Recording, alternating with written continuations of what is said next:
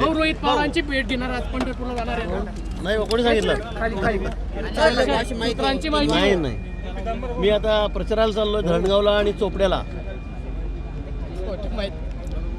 धरणगाव आणि चोपड्याला चाललोय. आंदोलन चालू आहे त्या ठिकाणी 3 दिवस झाले. रोहित पवारांचं आंदोलन सोडवण्यासाठी तुम्ही जाणार आहे अशी माहिती. मला अजून काही सूचना नाही तशा. बहुरक्षतांनी म्हटलेलं आहे की नंदू महाजन हे काही माझे उमेदवार नाहीत, गिरीश भाऊंच्या निर्णयानुसारच त्यांना उमेदवारी मिळालेली आहे असं म्हणाल्या. हो हो ठीक आहे गिरीश धन्यवाद. भाऊ आमचे नेते आहेत, त्यांनीच तेच उमेदवार ठरवतात, त्यांचाच उमेदवार आहेत असं म्हटलेले आहे.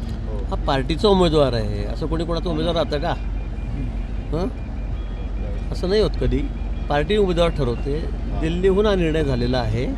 माझा उमेदवार आहे त्याचं काय याच्यावर काही शिक्के असतात का? सगळे पार्टीचे लोक असतात, प्रमुख लोक आहेत, त्यांना उमेदवारी मिळालेली आहे. मला वाटतं असं म्हणणं चुकीचं आहे.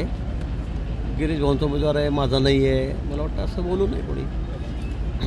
राज्याच्या जलसंपदा विभागाच्या सचिवांनी जिल्हाधिकाऱ्यांना सर्व जलस्रोत जे आहेत ते संरक्षित करण्याच्या सूचना केलेल्या आहेत. शे पावसाळा लांबतो आहे, अल निनोचं संकट मोठं आहे, प्रशांत महासागरामध्ये सगळ्या हालचाली चाललेल्या आहेत आणि त्यामुळे यावेळेला पाऊस उशिरा पडेल आणि पाऊस कमी पडेल.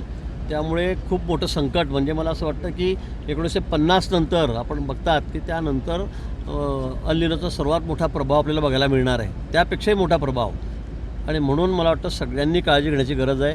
शासन आपल्या स्तरावर सगळी काळजी घेत आहे, सगळ्या सूचना आम्ही अधिकाऱ्यांना देतो आहे. पण या संकटातून आता बाहेर पडायचं आहे तर सगळ्यांची ही जबाबदारी आहे. पाणी आता कपात केली पाहिजे आतापासून. मग पिण्याचं पाणी एका दिवसाआड असेल तर 2 दिवसाआड केलं पाहिजे, दररोज असेल तर एका दिवसाआड केलं पाहिजे.